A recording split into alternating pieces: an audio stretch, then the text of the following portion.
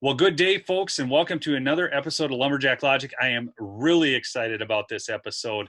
This has been a hot topic for so many people, especially in the homeschooling circle. And we're going to talk about HF 874. I've got a special guest. I've got Seann Dikkers from MACHE. He is the executive director of MACHE.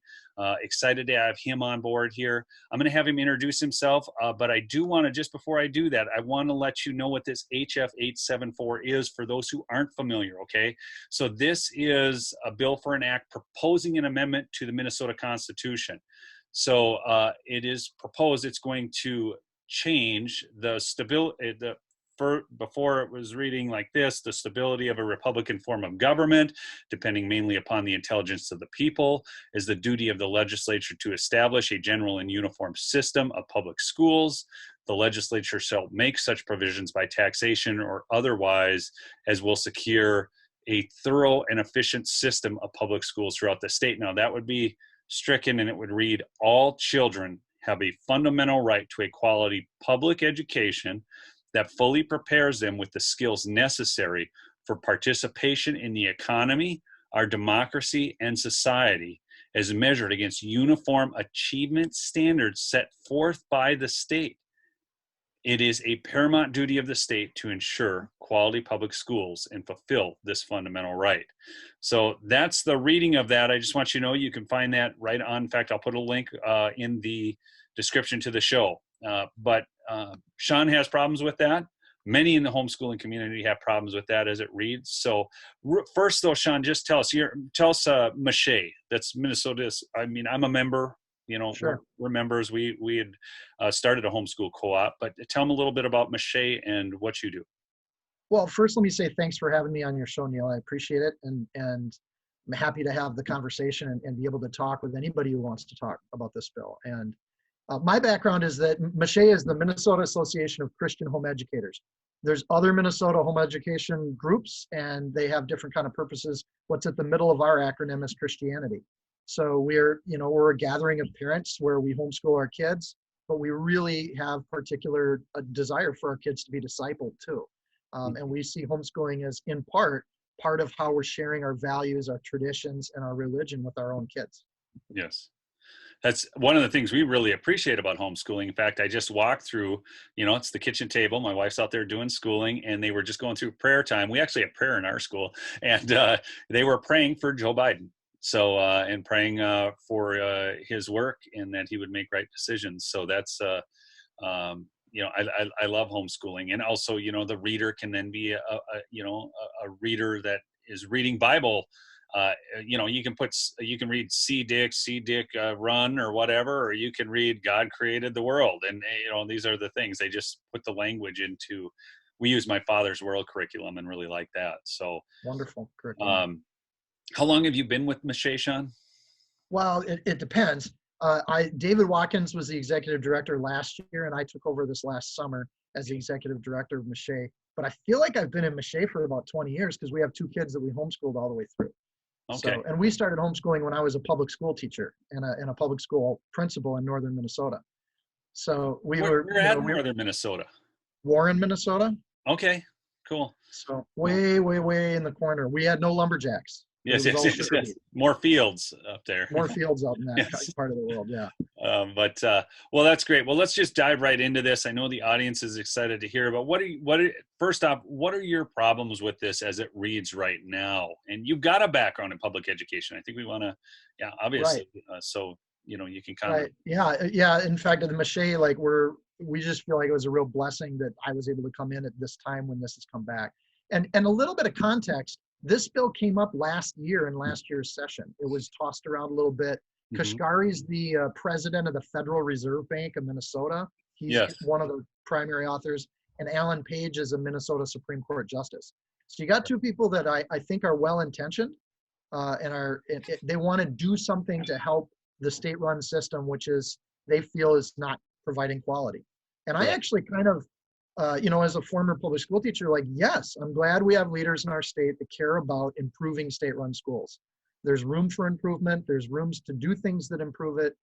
And, I think the context on this is when they brought it up a year ago, David Watkins, my predecessor, actually sent a letter of opposition It's been filed. I mean, it was Okay. HSLDA. Mike Donnelly came from the national level and came in and kind of did the same And thing. HSLDA, Formally, for those who aren't familiar, that's Homeschool Legal Defense association. Association. Okay. Yep. Yeah. So y'all know what that And is. and they're essentially lawyers that protect homeschooling around the country and really around the world. They're kind of They more do of a a global, phenomenal job too. right.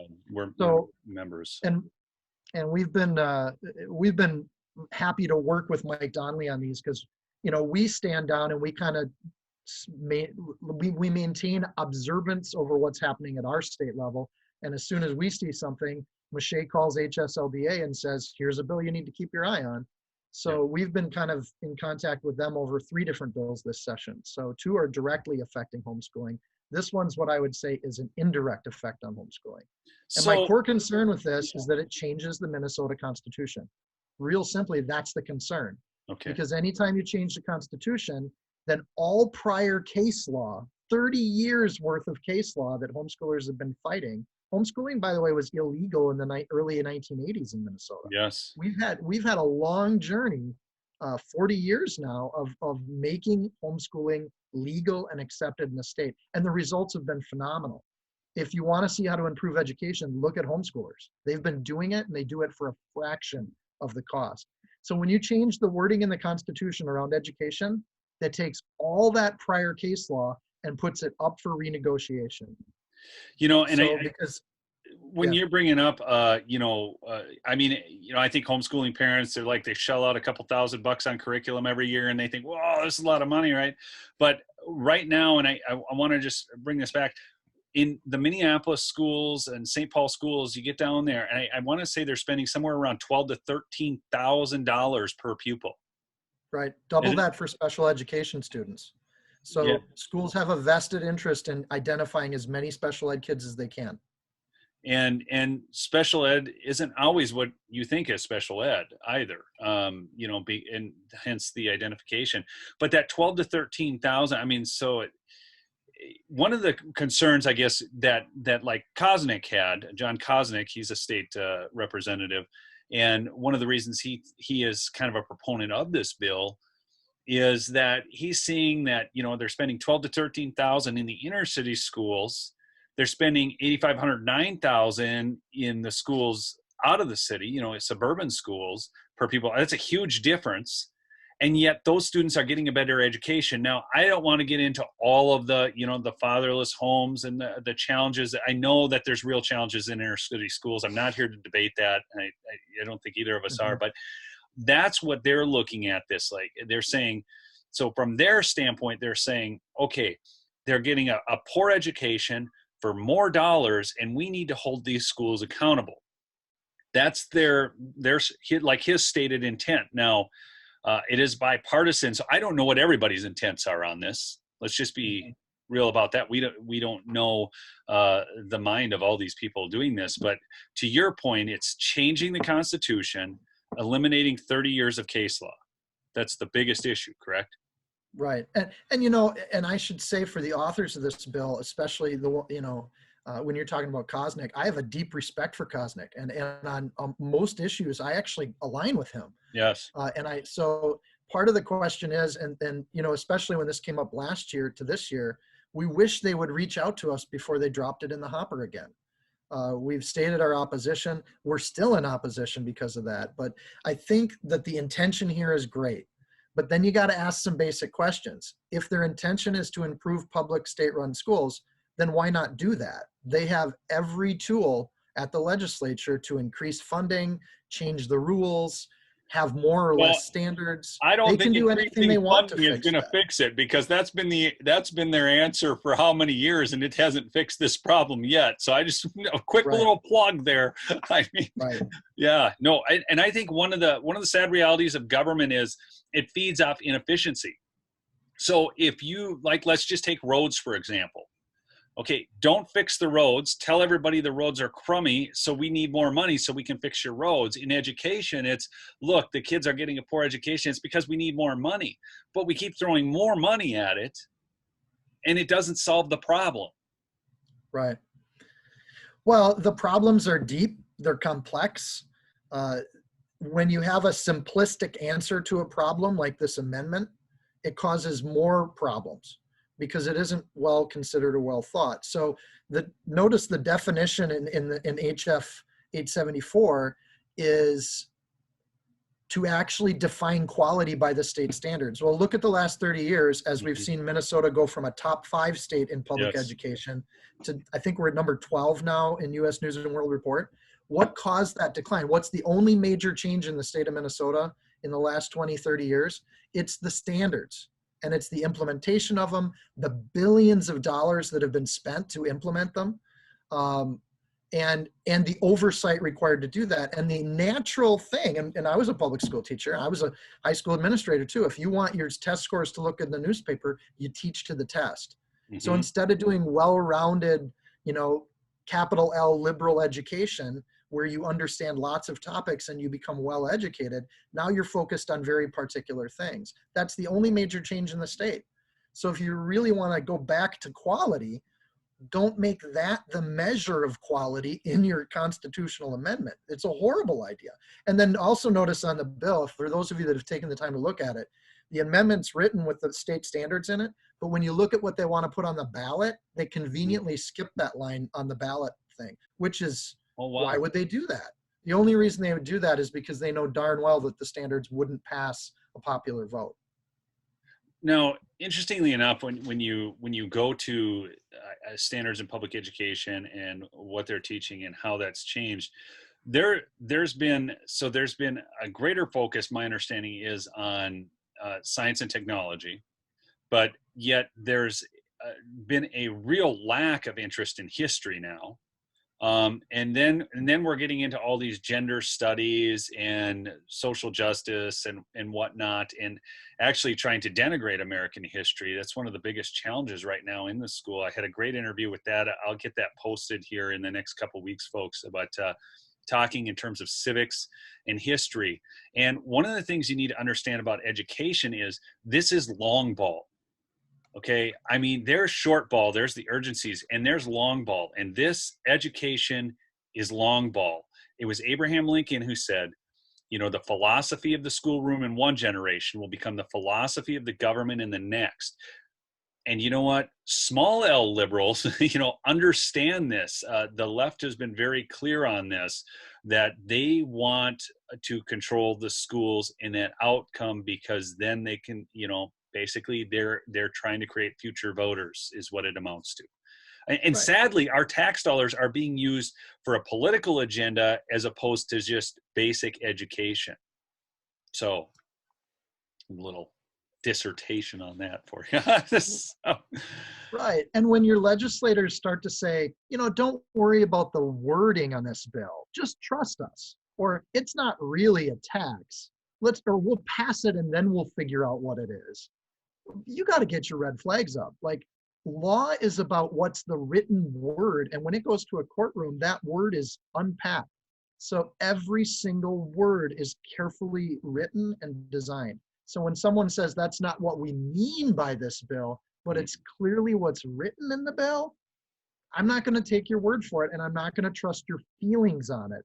I'm going to trust what's in writing, and that's how we respond to it. So when someone says, well, we need to have more discussion about it, I'll have as many discussions as you want. Show me something in writing that I agree with, and in writing, I'll give you a letter of support or I'll give you a letter of opposition. Law is about what's on the books. It's not about what people feel or what they think. So don't trust legislators that say this is what we really mean by this bill. For either side, Democrat, Republican, I don't trust that.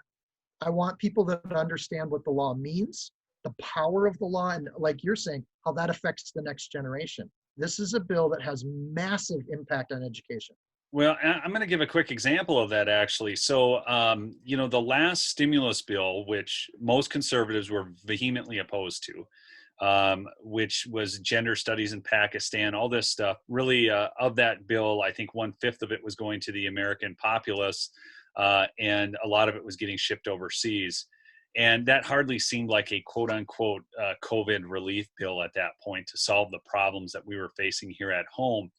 And Right. I diverged with Trump on this because he signed it saying that the people needed this. If I don't think $600 is really going to change anybody's life. I'll be just, real frank about that. But the bottom line is, people were like, "Oh, but he used this impound act, and it was so brilliant, and then he redlined stuff, and then, it can be changed." No, it can't. I mean, this is the thing, and people like have these false hopes that center around certain things. So I get your point, because that is what happened there, and that bill is law. Joe Biden is not going to use the Impound Act to defund that gender studies in Pakistan. People, I just want you to know. So I still wish he had not signed that bill, but that, to your point, what's written is what is.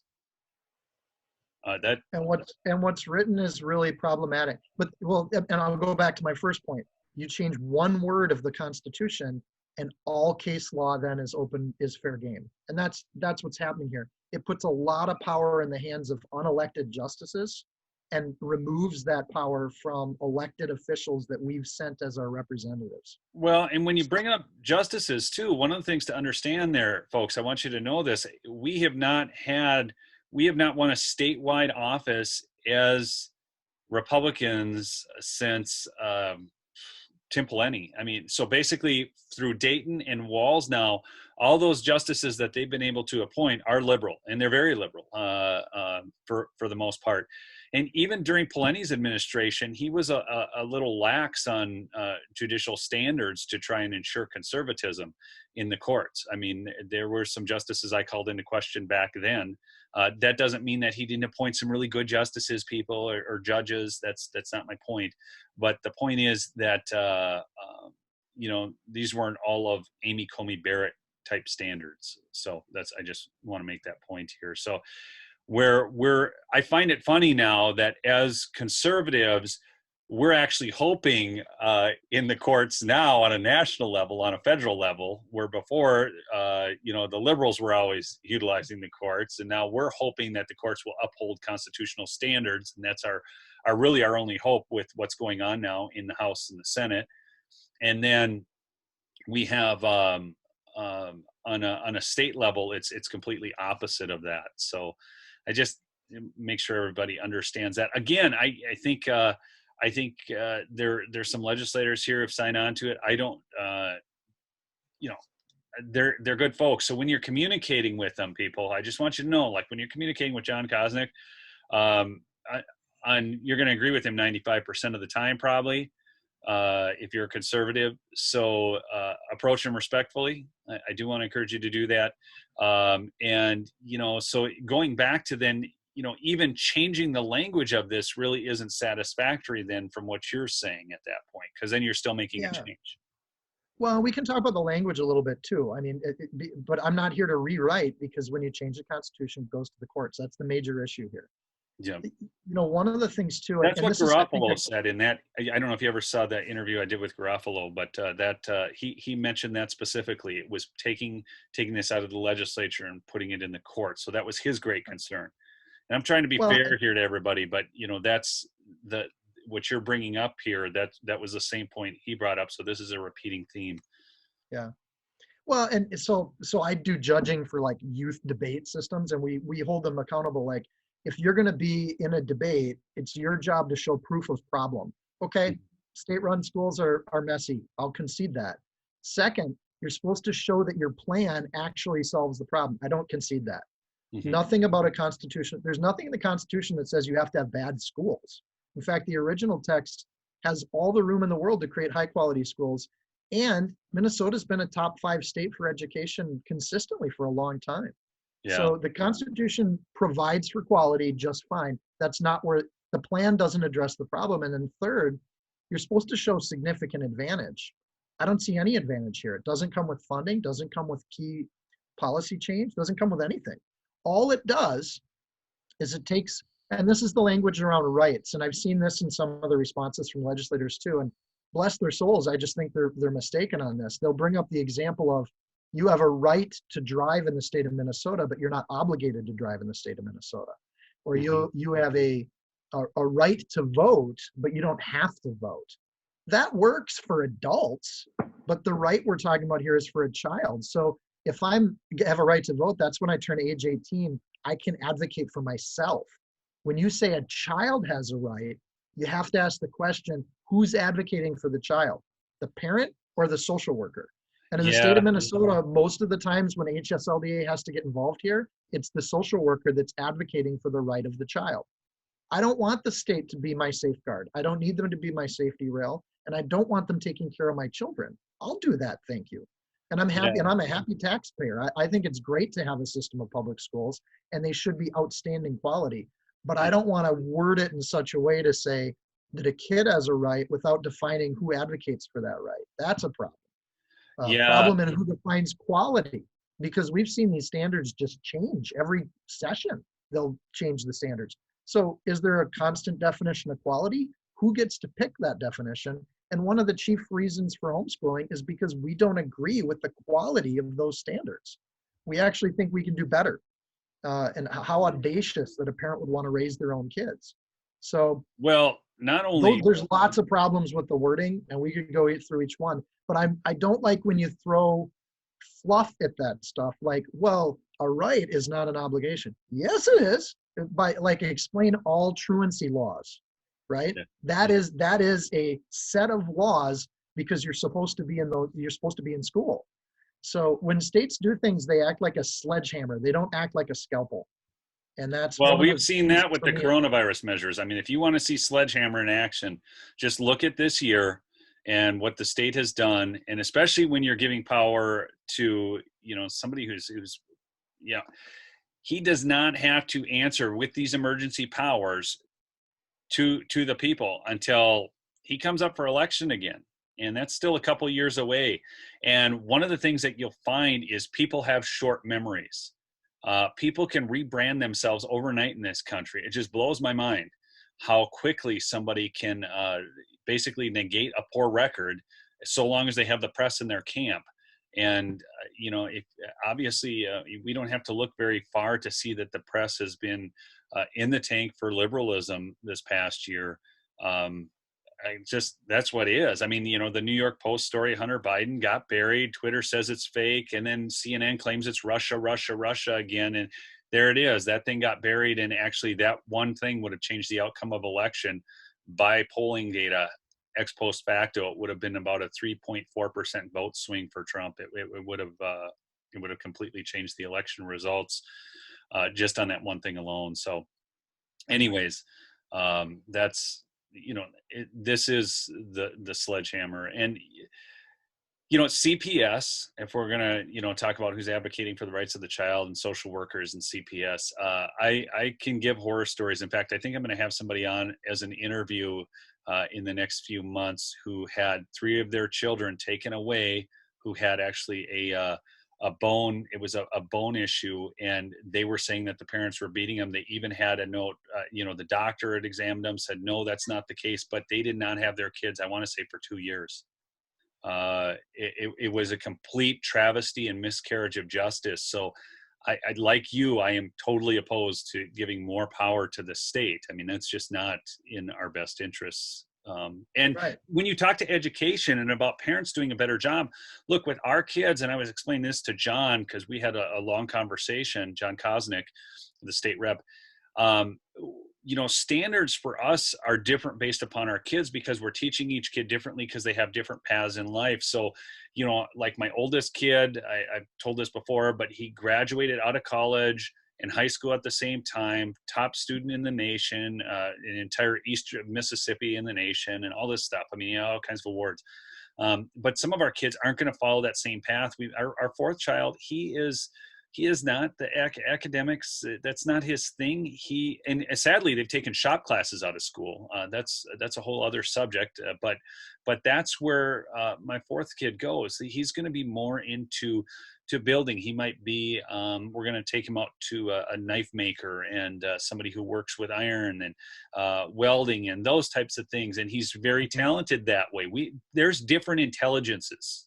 Okay. Yeah. Just because you don't read, the Federalist Papers for light reading does not mean you're not smart. Okay. That's not, people have different skills, different abilities. And as parents, we can see that, and we can also see their styles of learning. You had mentioned when I set this up with you, you were talking about the student teacher ratio being the single biggest contributor. I want you to just kind of comment on that, because you've got a degree, a master's, I think, in education, right? Or a doctorate, actually. Oh, so hi, doctor. Maybe I don't carry myself that way, I guess. You know, the thing that kind of gets me, and I think, again, there's well-intentioned there, but there's no bumper sticker solutions for something like education. It's a precious process. Yes. And each kid's different. So some of the best research in education right now shows that differentiation is really effective. And it's what we used to do in one-room schoolhouses. That teacher would kind of know the kids. They would know them as they grow up. They would give them assignments and projects and quests to take on as a young person that would move them towards a successful and a happy life. Because that's the goal. We want to pass on our culture, and we want our kids to thrive. And that's what we want to do. So any universal system is going to be an enemy of that process. So differentiation is one of the big levers of change. Student-teacher ratios is the only thing that consistently in the research, the body of research, makes a difference in any kind of achievement measure for kids. So if it's going to be your standardized tests and you want to improve your test scores, lower your student-teacher ratio. It's the only thing that really works. And that means money. I mean, really, honestly, it means investing more money. And I know you're not spend more money kind of person. But no, I'm not. But if you have the will as a community to make an outstanding public state-run school in your community, you're going to have to put money and resources towards that. For starters, right now, the starting income for a teacher is not the kind of income that can support a household and a family. So why would you go into teaching when there isn't really an upside to it? Seann, I'm going to push back just a second here on this one. So right. I've worked in the banking industry and in vacation property loans specifically, dealing with, lake cabins and that type of thing. And it would be no stretch for me to say that 10 to 20% of the applicants of those loans for lake homes were teachers. We have gotten past the point where teachers are thoroughly underpaid. Now, it does change based on district. Okay, I want to be real clear here. But down in the Twin Cities, teachers make a pretty good living. And you have to understand that we're basically, they've got their summers off. They've got tremendous amounts of holiday, and they've got a tremendous benefits package. Most people in the private sector are not coming anywhere near that benefit package. So although I understand what you're saying, and it is true in some districts where initial pay can be very low, in some districts it's actually quite good. And after they've gotten their tenure and been there a while, it can be actually a very solid income. And then during the summer, many of them do other things, and they make some good summer money. I know I could go on with stories about.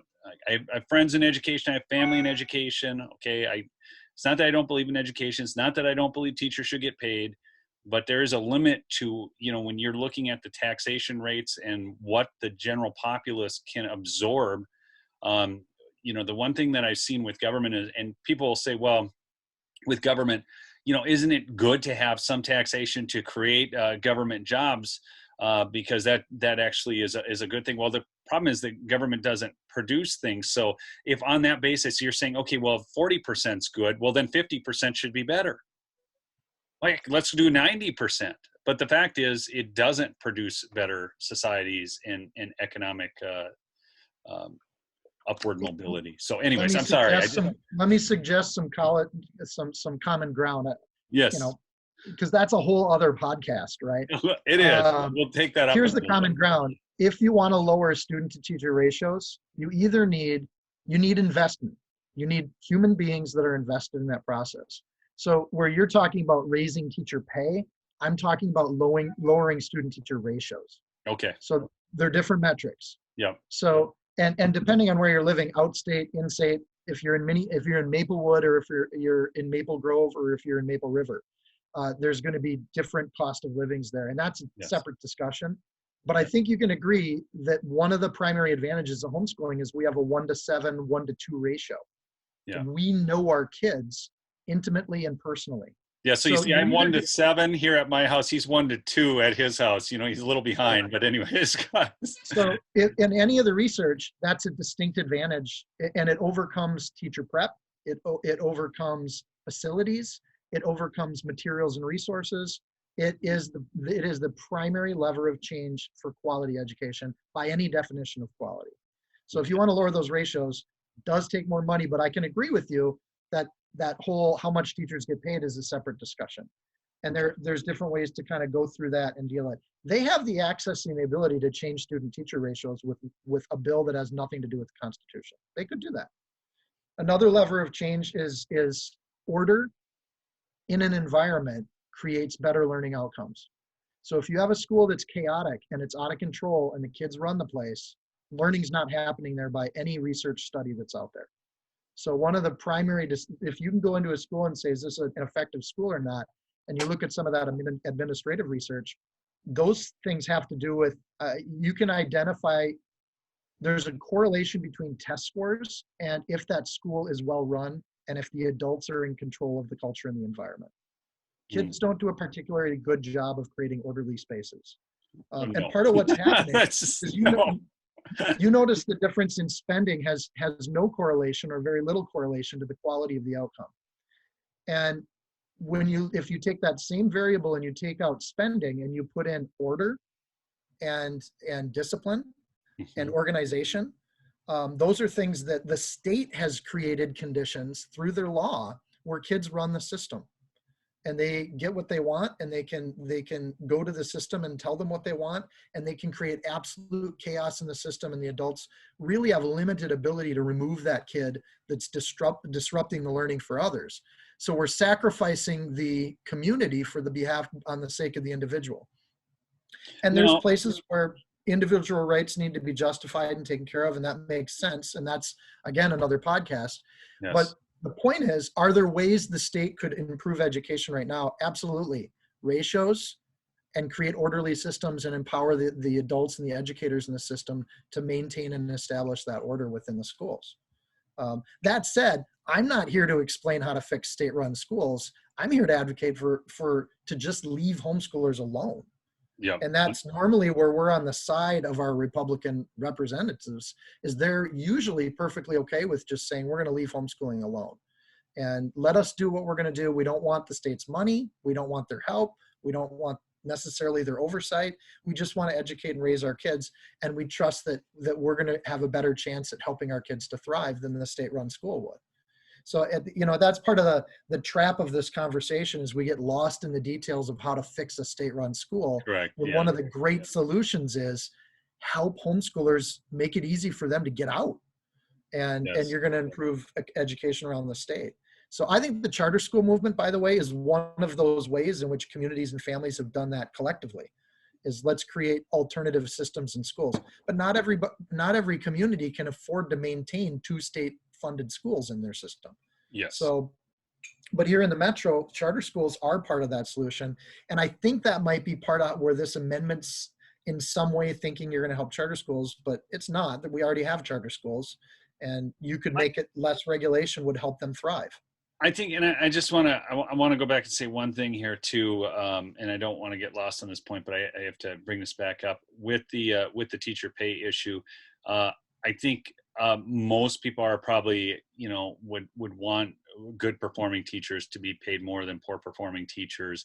The other thing too is administrative costs. I could bring out some graphs on that because there are administrators that are getting paid entirely too much money, and that's robbing actually the teachers themselves of the pay they should be receiving instead of these administrators, because they're actually the frontline people doing the work. Okay, I'll drop the whole public school thing right now. I just had to get that out because I thought, in all fairness, I have a whole host of thoughts. It's really complex, but I don't have a problem with paying a teacher well. I really don't. It takes a lot of education. It takes training, and to do it well and to manage other people's kids. From my point of view, I just don't have a problem with that. If the state's going to fund anything, education's one of the areas that I'm okay with them having their hands in. I just don't need my kids in that system. Yeah. I don't have it. I'm I would all have in a on problem roads with and that. bridges myself. I mean, I'm driving up here in northern Minnesota. I'm all in on roads and bridges. Okay, that's where I want. Transportation, communication, and education. But You know, to if the that state point, stuck to those three things, we'd be in good shape. yeah, to that point though, government is terribly inefficient, and it's proven itself to be that in all of these areas. There has got to be cuts that can be made in the Minnesota Department of Transportation. You know, you could even make the argument that the Department of Education is unneeded because that's not actually the schools itself. That's just the Department of Education. Okay, so those are other things that could be cut that then could be reallocated to teacher salaries. So, or for roads, you know, if you cut it out of the Department of Transportation, let's put it Right. back to roads. You know, I know there's a lot of issues there. So, Well, but and I think this will be right in your wheelhouse. Looking at the history of the standards movement in the country, they haven't been around forever. You know, we have had an era of human history in America where local school districts determined what would happen in that district. And mhm, the states just trusted them. Like yes. amazing. We just trust local people to make good Oh my decisions. gosh. One of the obvious cost saving methods here, and see, the federal government hangs out a carrot and says, if you want the carrot, you have to follow all of our rules. But we don't have our hands on education. We have nothing to do with education. We're just offering a carrot. Well, when all 50 states take that carrot because it's that much money, you got to think, maybe this is just a backdoor way for the federal government to actually control our schools, which is exactly what it is. Yes. One thing that the state of Minnesota could do, and this would be bold, and it would be leadership, and it would be outstanding, measure the total cost of that carrot to the state of Minnesota for the amount of money that they get from the federal government.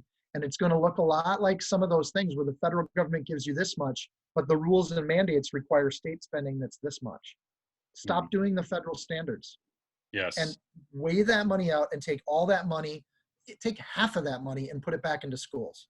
Put it back Oh, into people this is actually great. able This to would be a whole educate. podcast. I'd love to So talk more about yeah, that. that's, you know, if you want that, but that takes courage. I mean, that actually takes boldness to say, we're going to be the first state in the union to not take the carrot because we're looking at the total sum of the costs for the state of Minnesota and the oversight required to administer those tests and maintain those tests, the punishment system for schools if they don't do well on the tests.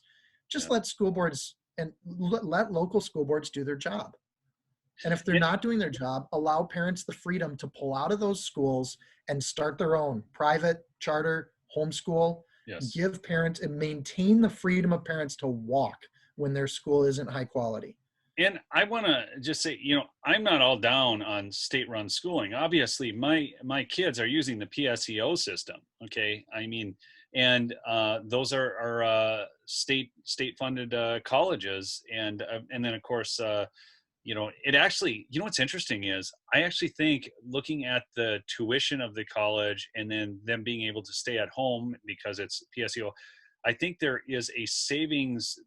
I think it costs less to send them to the college than it would to the high school on a per student by looking at those numbers. I'd have to just dive into that a little bit more, but it certainly would if I lived in Minneapolis looking at the bill, because it isn't $12,000 to $13,000 a year. I know that much. I actually think it's somewhere closer to 6,000. It was what it would have been as an expense to send them there. So, you know, going to college was less expensive than going to high school. Depends on the college, depends on the high school. Yeah, but I'm just Yeah. saying in that instance it was. Yeah. So, and it was, our kids went to have gone to Itasca Community College up here, which for forestry is a very well respected school for forestry. Right. So, anyways. Yeah, and the sum effect on our economy when the state has a constitution like we have that says the state needs to provide the opportunity and access to public education, no brainer. It historically has been successful. It has positively affected our overall economy to have educated people that live here. So nobody's questioning access, and nobody's questioning the idea that we want that access to be high quality. We all agree. Yeah. What we're questioning is an unnecessarily shift towards the standards that haven't proven to be effective. They have not measurably improved education, and then applying that measure to every child in the state of Minnesota, eliminating private schools, eliminating homeschools, And our representatives say, this doesn't do any of that. The courts have already said those things are legal.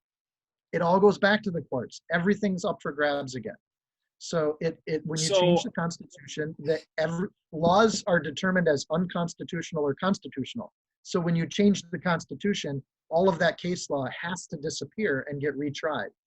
And I know that we have social workers that would love to pull kids out of homeschooling just because they don't like it. Oh yeah, And, I mean that's before your thing. chat channel blows up, I also know we have social workers that know their boundaries and that are doing the best for kids, because we don't want kids to be beaten and abused, and we need social workers that we can call when those situations come up. Yeah. So well, and it's one of the issues with the foster care system right now is they need more families to take in foster kids. There's been a big push for that up here on the range. They're talking about it all the time, but a lot of the Christian parents don't want the government in their homes, so they don't do it because the foster care system is kind of goofed up. And that's a whole other thing. But I want to get back to this real quickly. When you talk about changing the Constitution, I know Kosnick had referred me to Minnesota Statute 123B 40-92, in which the Declaration of Policy states explicitly that the intent is to assure all Minnesota pupils and their parents freedom of choice in education. Okay, and then he says case law further solidified the right to the private decision, and he talks about 1925 Pierce versus Society of the Sisters of the Holy Names, and then also 1930 Cochran versus Louisiana State Board of Education. Do you want to comment to that real quick? That's a lot to comment on, Neil. Well, the first one you read is in reference to like textbooks and standardized tests that everyone in the state has access to them. Fine. It's a one sentence. The 120B.40 is a one sentence provision. Obviously, that's conditional. It's a statement of policy that says that everyone has access to resources. And right now we have a really healthy system where if you want to get a standardized test, you should be able to go into a school and do that. Now, I'm aware of families where the schools won't let them come test because they've filled up. So we got nonsense going on even around this provision. Gotcha. That's not necessarily, or they make it really difficult to check out a textbook and do those things. But again, to your point, you're saying if the Constitution's changed, that kind of goes away anyways and everything gets retried, right? Yeah, that's a statute. It's not a constitution. So then let's go that statute can then be tested in the courts against the new constitution. So let's go to some case law here, which case law is not the same as the Constitution. I mean, people talk about what's the word I'm looking for? Precedent, judicial precedent, right. But precedent is not an end all. Precedent can be ignored if they feel the precedent is not right. Okay, that's constantly, you see that in the courts, but it is cited. Okay, case law is cited and it often does have, it is a factor. Okay, I'm not saying it isn't, but this Pierce versus Society of Sisters of the Holy Names, this decision affirmed the right of parents to choose the type of education they want for their children. So that's from 1922. So way back in the day, Oregon passed a law that says all kids in the state of Oregon get a public education. So that shut down private schools like these little Catholic schools that the Society of Sisters were running. So the Society of Sisters, basically the public schools got together, or the private schools got together and sued the state saying, if a parent wants to send their kid to our private school, they have every right to do that. Went all the way to the Supreme Court, which is scary. And the Supreme Court kind of gave the hearing, and they said, the child is not the mere creature of the state. And they established that. So first of all, this constitutional amendment that's being proposed on that case could be dismissed as unconstitutional at the national level. No state in the union has this language, not one. And I've seen response letters with representatives saying, states all over the country have this kind of language. No, they don't. We've looked. We went through the 50 states. What's the closest to one it? you can, what's that? The closest to it is Florida.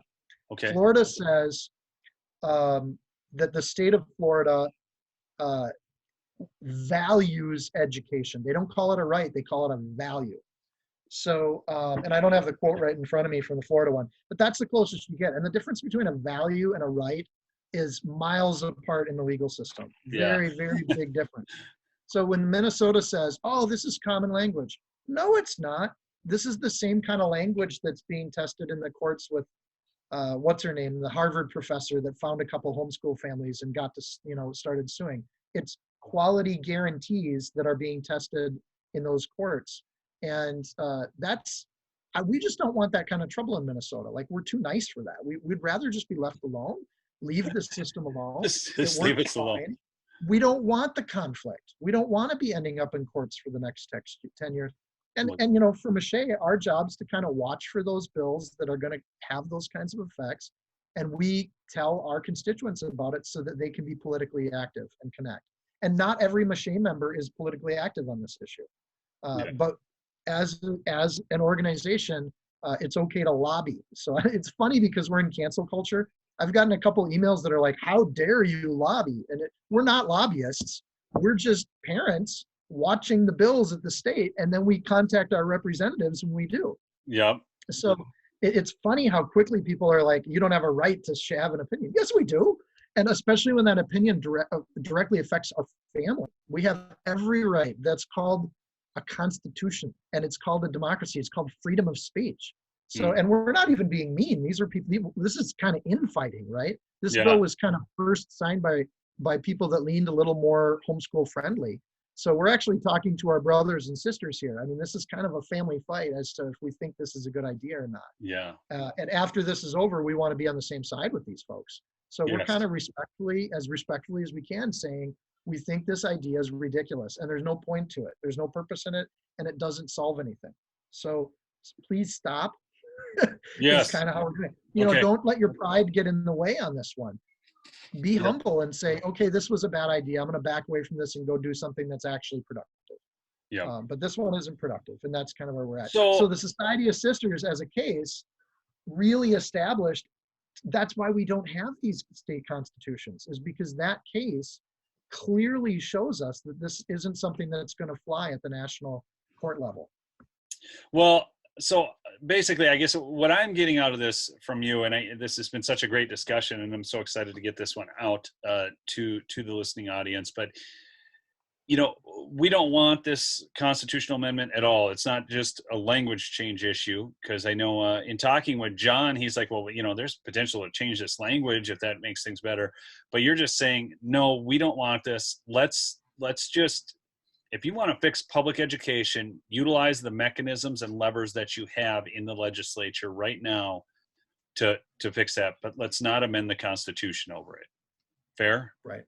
Okay. Absolutely fair. And in fact, I have yet to meet any homeschooler that doesn't want public state-run schools. We're happy that they're there. Yeah. And some parents just don't have if they're working two jobs, or they don't have the time, the willingness, or the ability. If they're single parents, there's a lot of things. I'd say my wife was teaching at a private college when we got married, and we knew that she was going to leave that college because we were going to make sacrifices for our kids. And it's turned out wonderfully. I cannot recommend homeschooling enough. If you are listening to this and you're thinking about homeschooling, do it. If you need to talk to someone, you can contact MACHE. You can even shoot me a message on the video.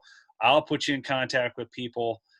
I will help on this issue because I believe in homeschooling. I've seen the results in my kids, and I've seen the results in how they interact.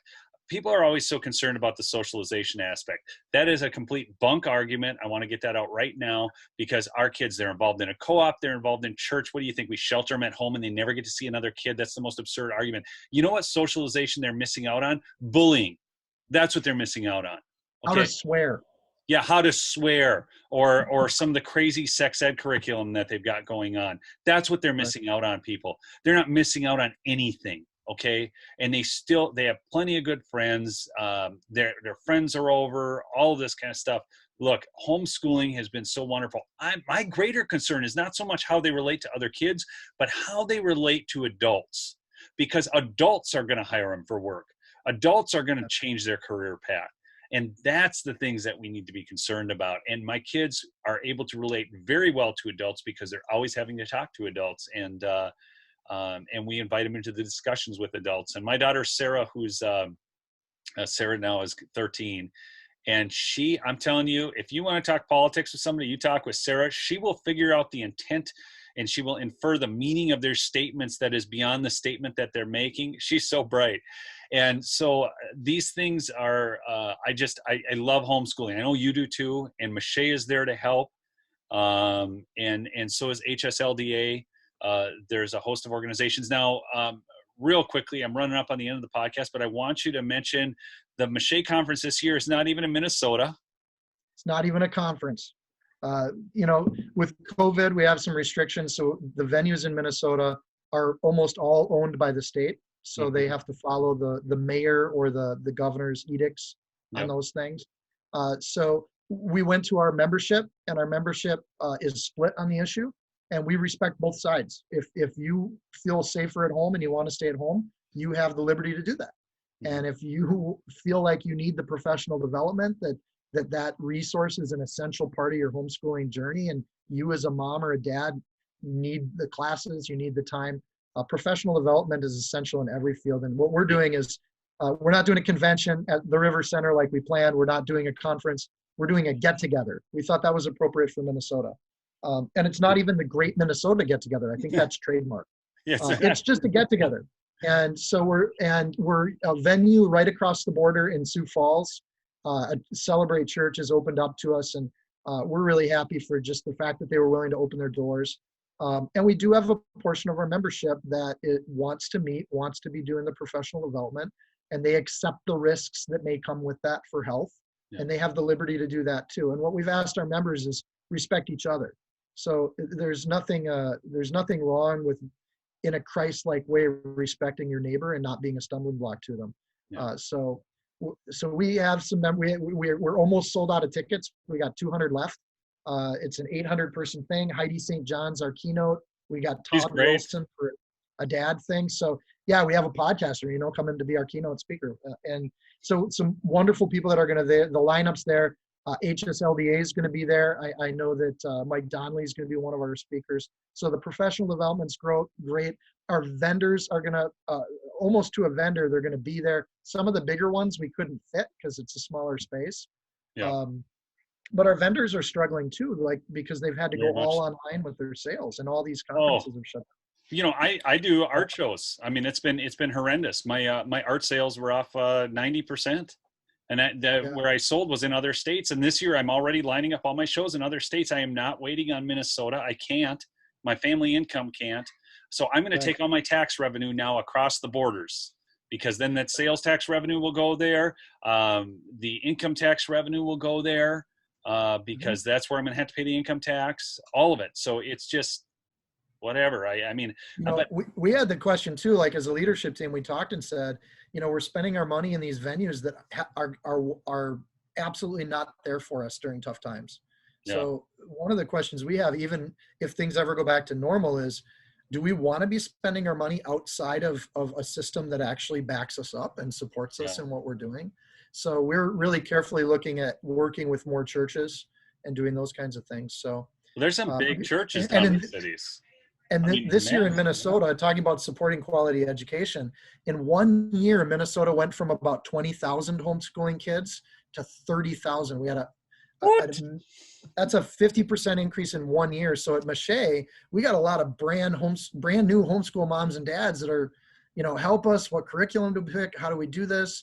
So our allies and friends like Hepner's Bookstore up in Elk River, they've been overwhelmed. And so we're trying to train in parents as fast as we can, because they come in with all those kind of first year, can I do this? Am I good enough? Am I smart enough? Do people like me? And you got to kind of walk people through that going, yes, you're fine at doing this. You're going Stuart Smalley. I didn't know we were getting Al Frank in here. There's online tools. You can have more structure, less structure. You can customize it. It'll work, and you got to just calm people down. So one of the challenges for us at MACHE is we're trying to support and be watchdogs down at the house, but we're also trying to help 10,000 new kids that are coming into the system and wanting that support and that help. So if you have, and the other piece is trying to do all of that without running our convention, which has been our primary fund driver for decades. Yeah. So we've had in the nation, I think MACHE is. No, I don't think we're the biggest in the nation. Really? I mean, when you talk to the vendors, they tell you that MACHE is it. They do other. That's true. I know. I mean, they're just like, this is the one, you know? So I don't know, Yeah. maybe they're not going to some of the others, but it's a big thing. Mache is huge.